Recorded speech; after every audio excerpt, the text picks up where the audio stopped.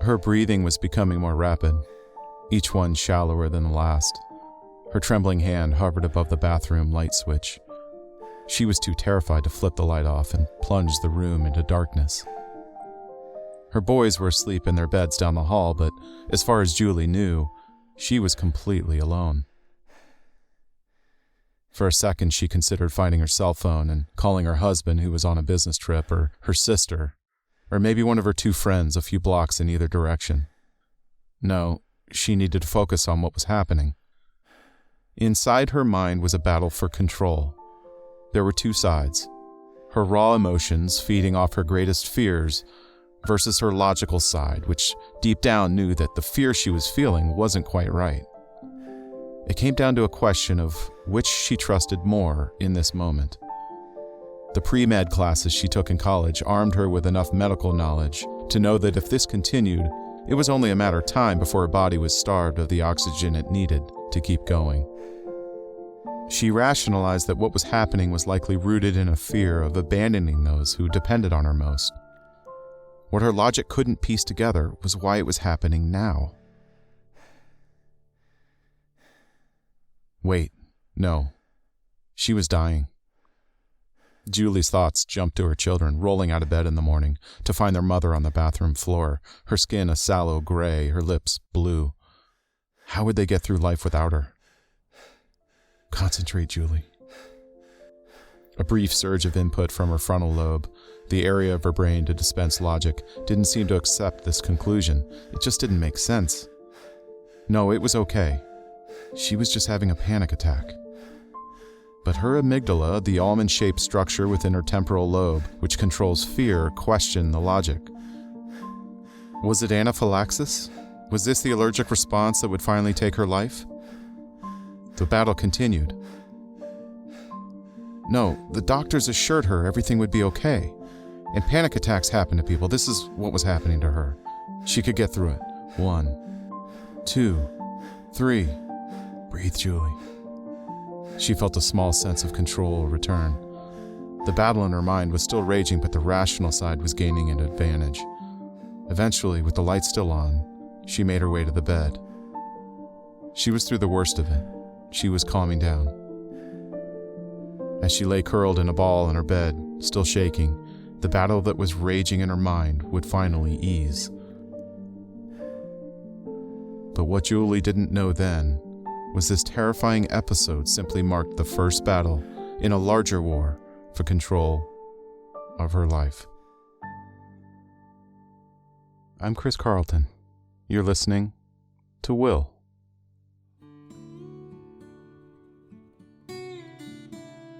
Julie was raised in Colorado in the early 80s, the oldest of 3 children. Her father was in the hotel business. Moves were common, so she spent her early years in both Denver and the mountains near Vail. She had a younger brother and much younger sister who surprised the family when Julie was 10. A prototypical firstborn child, it would be fair to describe Julie as type A.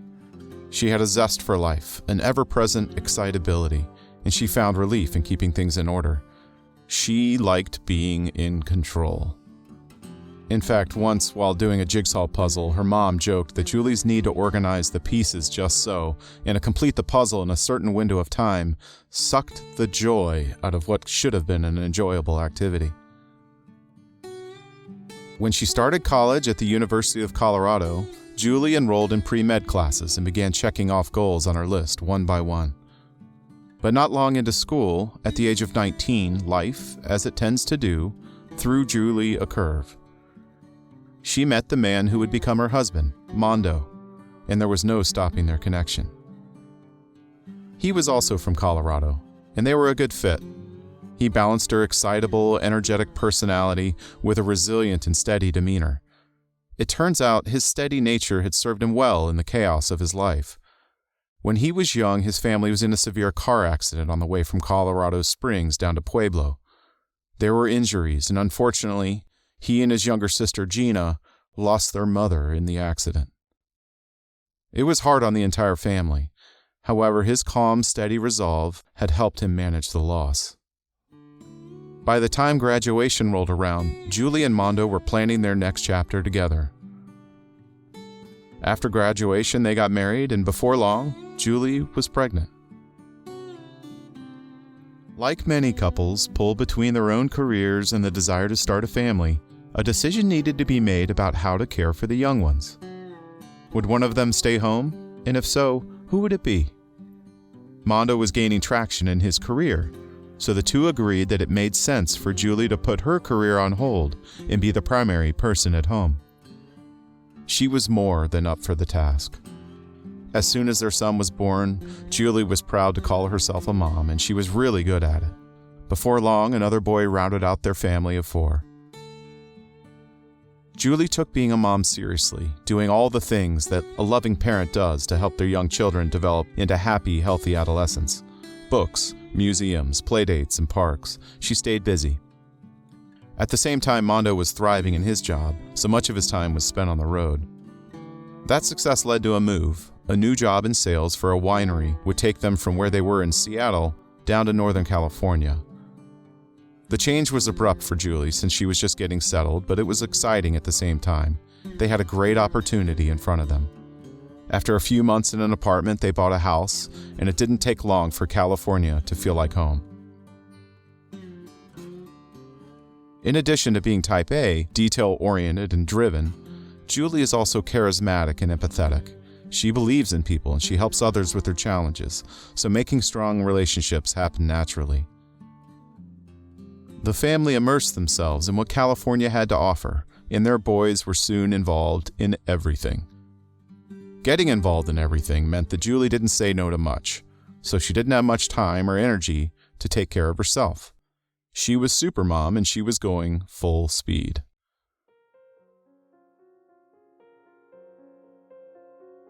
Julie would often find herself at the end of the day, while loving the life they were building, exhausted and feeling like she was losing ground.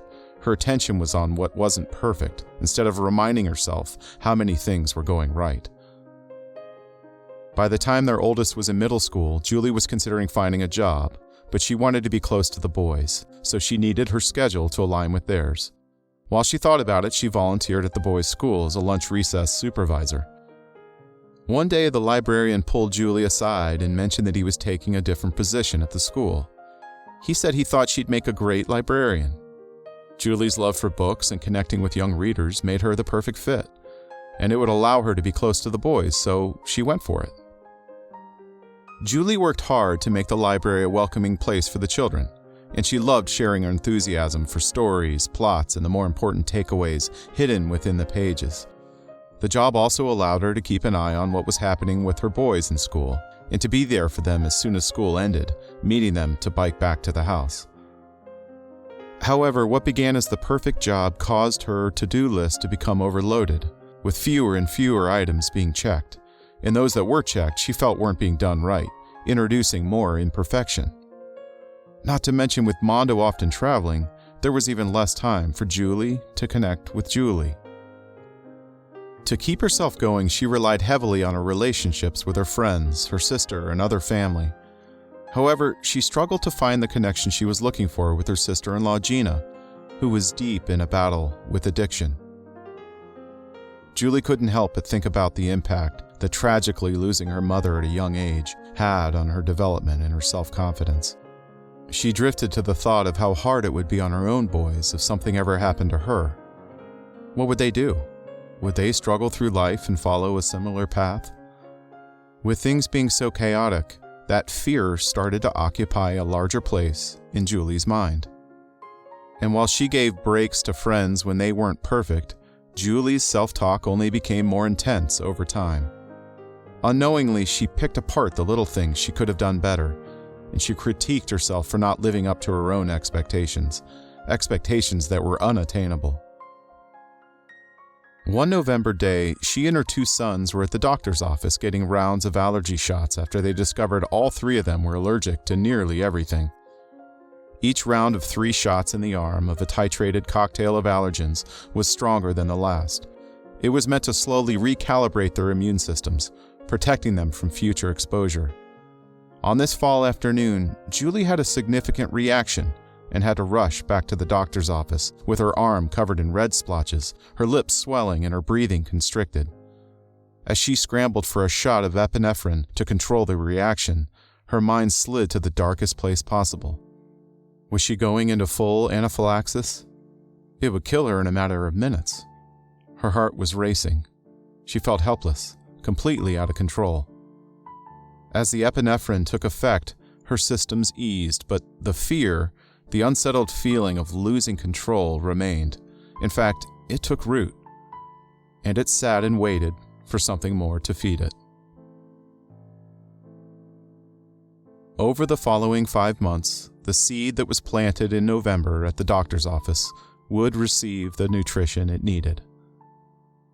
It was as if a switch had been flipped in Julie's brain that she couldn't turn off, and no matter what she did, her fight-or-flight response had been activated. She and Mondo went to Europe for a vacation, and even though she managed to relax, as soon as she returned, whatever that feeling was remained. Julie stopped drinking coffee, thinking that would help calm her nerves. She ate less. In fact, she wasn't hungry much, and she wasn't sleeping well.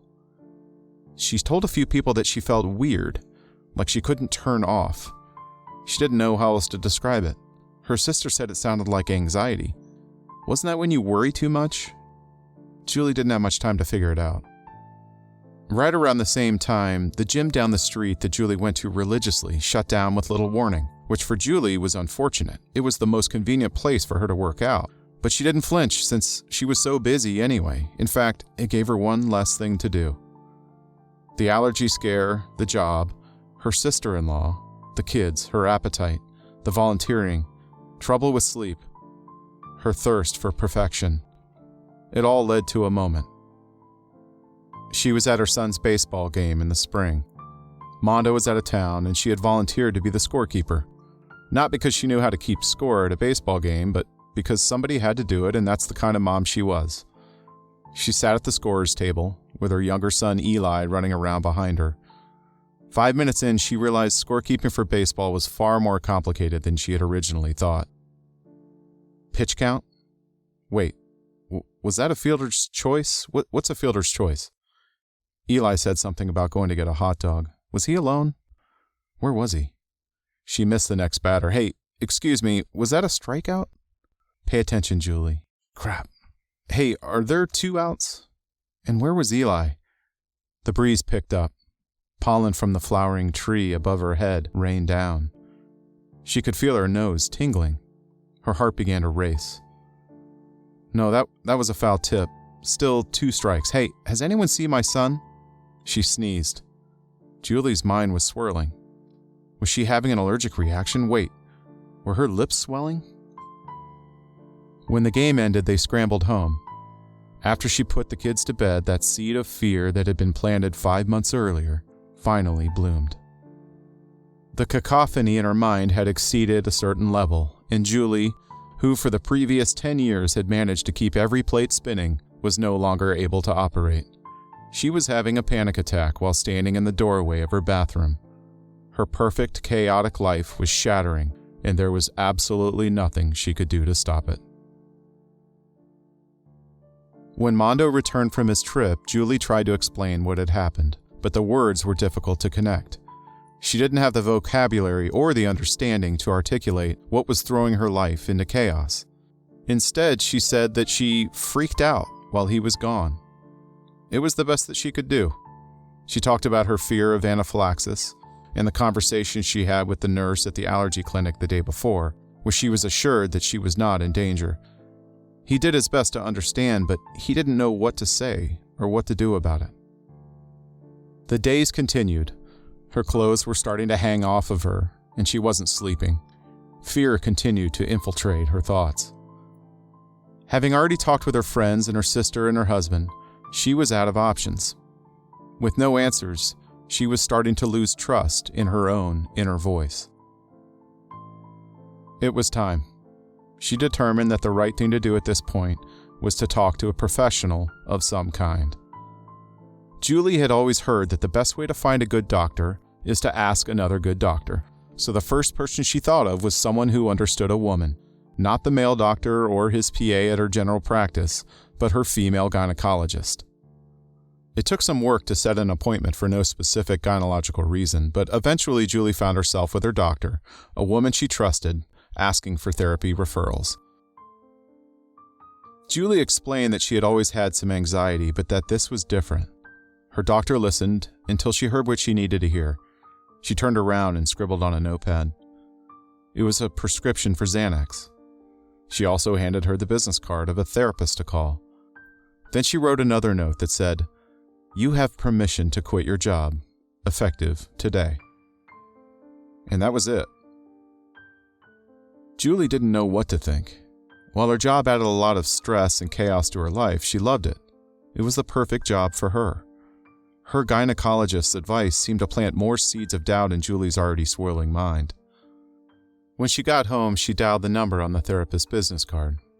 Within a few minutes, she was disheartened to learn she didn't accept insurance, and her hourly rate was way too steep. They still had a mortgage after all. She'd need to find another option. And here's the thing I want to point out that's so common within our mental health care system. Many, if not most therapists, don't take insurance. Why? Because it's messy, time-consuming, and restrictive, and in the end, they don't need to. Supply and demand is so far out of balance for mental health care that they can simply not accept insurance and still fill their appointment books with patients willing to pay out of pocket. The unintended result? The wealthier you are, the easier it is to navigate the system and receive the care you need. Julie was determined. Her next step was to go through her insurance company and create a list of nearby therapists who took her insurance. It was a short list. She threw a quick Hail Mary to her primary care physician to see if he had any recommendations. She didn't get a chance to talk to the doctor or the PA, but the receptionist said they didn't do that. So it ended there. Then Julie did hours of internet research looking for options and added a few more to the short list. She made phone calls in between all the other things she had going on that week. Eventually, after about 10 calls and a lot of research, she finally got a call back from a therapist. When they spoke, Julie felt a connection with her right away, and she was able to get an appointment for later in the week. She felt like she had hit the lottery to finally have someone to talk to. She was understandably nervous for her first session, but as soon as she met her therapist, she felt more comfortable, immediately relaxed by her kind eyes and manner of speaking. Before getting started, her therapist made sure they didn't have any overlapping social circles. They didn't, but Julie was glad to see that her therapist went to that length to make sure they were the right fit. Julie took her through the sequence of events that led to her current situation. What she wanted was an answer. She wanted to know what was wrong and how it could be fixed immediately. Her therapist reminded her that this isn't how therapy worked. She needed to be patient. They'd work through what was happening, but it couldn't be solved in one session. Julie didn't love the answer. She asked what she could do for homework. There had to be something she could do in the meantime between sessions. Her therapist said she could find some time and space for herself and take a deep breath. They'd continue to work on it next week. Julie knew that what her therapist was saying was right, but she was frustrated that there wasn't a quicker solution. She had a life to get back to. Her body still felt like an electrical current was coursing through it. She didn't have time to worry about all of this. There was a long to-do list waiting back at home. In the following 4 days, things only got worse. She had hoped that the therapy session would have relieved some pressure, but it hadn't. Julie was now grinding her way through days with her breathing consistently shallower than it had ever been before. She felt like a ticking time bomb. She shared what she was feeling with Mondo. He listened but didn't know what to do. A few more days passed. Her next appointment with her therapist was only a few days away, but Julie couldn't wait any longer. She needed something, anything. She decided to call her primary care office and see Tim, the PA. She was able to set an appointment for the following morning, listing anxiety as the reason. When she walked in, there was no hiding the condition she was in. Tim immediately knew something was wrong. He listened and asked a few questions. When they finished their back and forth, he paused to choose his words. He described her situation as an erosion of her certainty over time.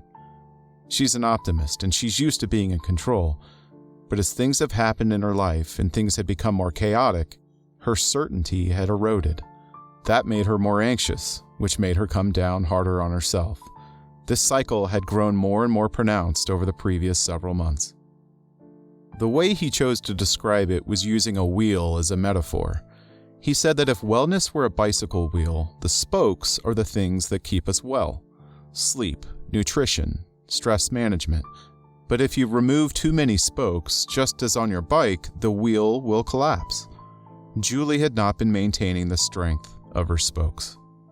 Then he made an interesting conclusion.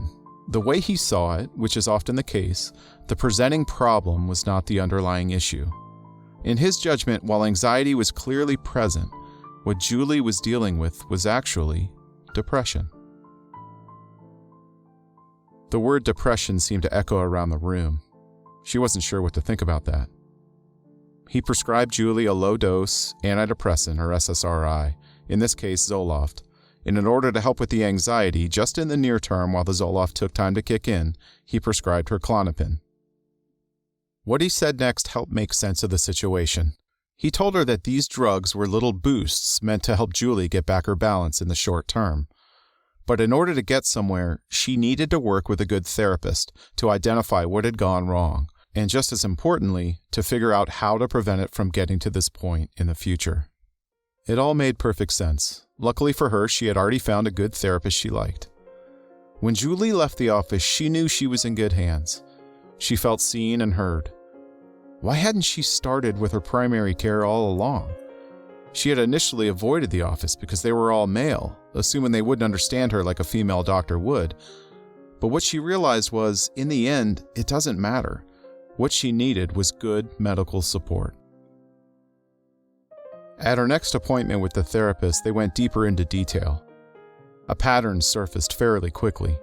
Julie was consistently predicting that the worst would happen. From her kids to her job to her parents, she was creating the worst outcome in her mind before it even had a chance to develop. This was a problem they'd need to fix.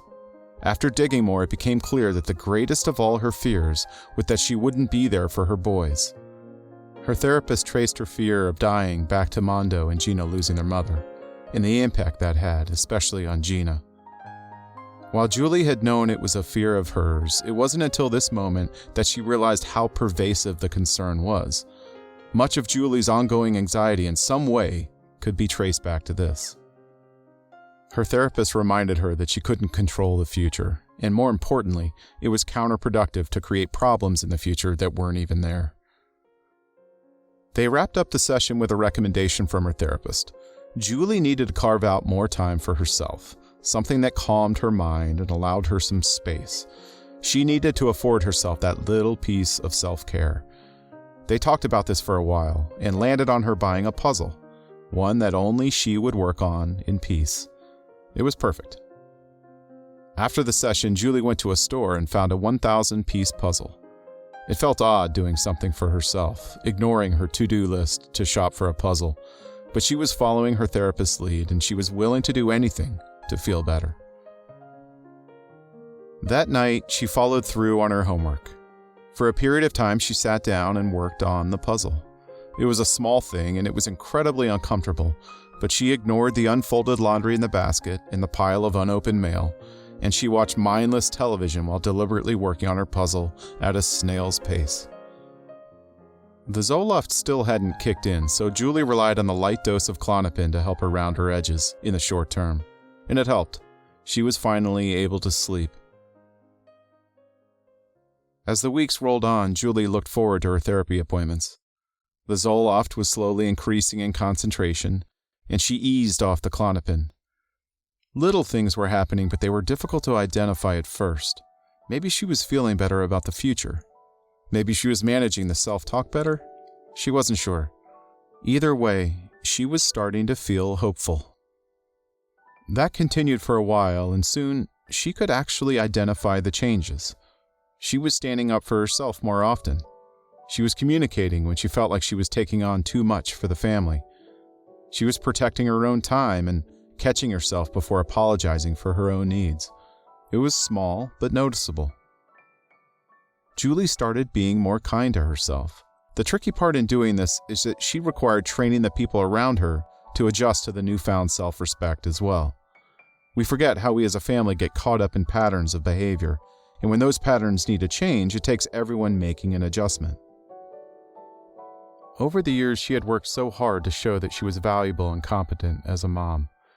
She took on far more than what was healthy for her, and in doing that, she had unintentionally trained those around her to watch in awe as she got it all done. Back in therapy, she worked on identifying when she was predicting, calling out the times when she would fear the worst would happen, and then live as though it were in fact happening. This awareness helped her chip away at the anxiety. She was taught to envision all of her worries as rocks she carried in a backpack. As she caught herself worrying about something she had no control over, she would imagine unzipping the pack and unloading the rock. Unfortunately, the challenges of life didn't stop as Julie was going through this period of self-discovery, and all of the progress she had made up until this point would suddenly be put to the test. Halfway around the globe in Japan, her father had a major health scare, a heart condition that would require several intensive surgeries, one of which was botched. She struggled to manage the range of emotions that came with thoughts of her father's mortality and the prospect of life being cut short without warning. Simultaneously, her sister-in-law Gina, who had struggled to beat addiction for years, succumbed to the disease. She was gone. This combination of stressors was a lot to handle. Both she and Mondo deeply mourned the loss of Gina, and he especially struggled to manage the impact of it all. They were both dealing with a great deal of loss and uncertainty, and time would need to help them move forward. Day by day, they did. Julie is a conscientious person, so paying close attention to her progress was natural. It became clear to Julie that recovery from a mental health crisis isn't what people think it is. It's not linear. It's a few steps forward and one step back. Some days she would feel how much she had improved, allowing herself space, taking rocks out of her backpack, and another day she would be triggered by a story about someone losing their battle with depression, and it would keep her mind occupied.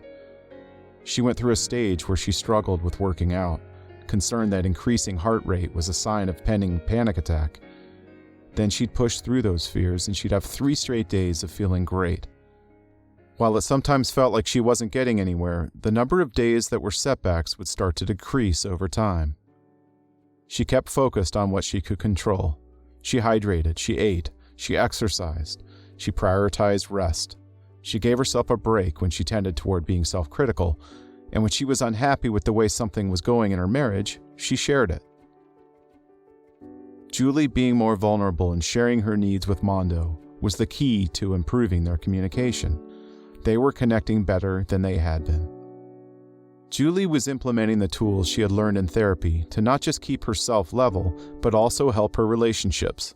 As her husband and her parents navigated their own challenges, she was steady, and those around her could rely on her strength. Much like when you're on an airplane and the flight attendant tells you to secure your own oxygen mask before helping those around you, Julie had done the work to get her own oxygen flowing, and now she was prepared to assist those who needed her most. By the time fall rolled around, Julie had found her rhythm again. Her father had recovered from his health scare. She and Mondo were in sync, and she was excited to start another year as the librarian for her children's school. There were all the same stresses as there were before, but a tremendous weight felt like it had been lifted from her shoulders. For a period of about 6 months, she had relied heavily on a team of people to help her get out of a very scary situation, and she worked hard on herself. She had developed an awareness of her tendencies and potential pitfalls, and she was given tools to help her keep priorities straight and her critical self-talk at bay. It's been a few years since that panic attack.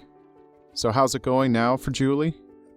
She has entered a new phase of her life, where she still does most of the things she used to do, but she knows how to manage the mayhem in a healthy way, listen to her body, and give herself a break.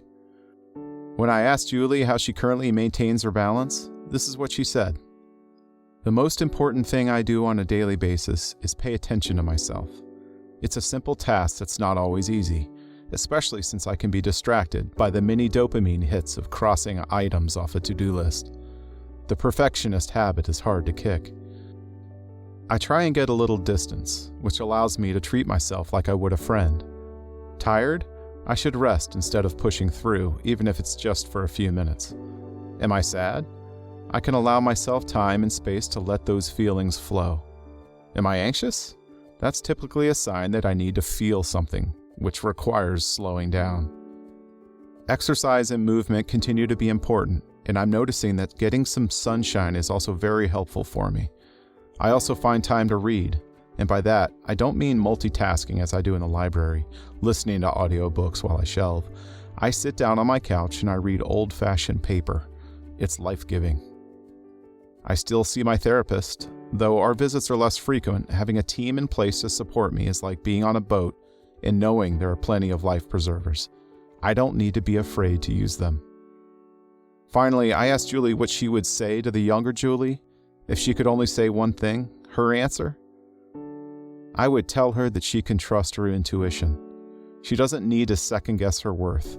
She's imperfect and complicated, and blessedly, enough.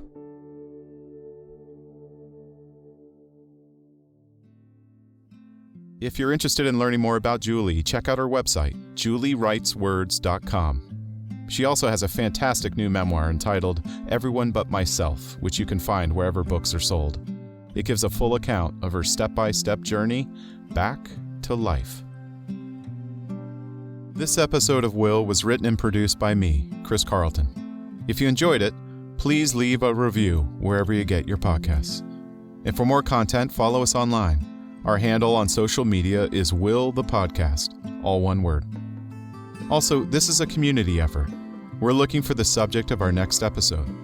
If you have found balance in your life after a mental health crisis and would like to submit your anonymous story for consideration, please go to willthepodcast.com and follow the links. Let's keep the conversation going. Thanks for listening.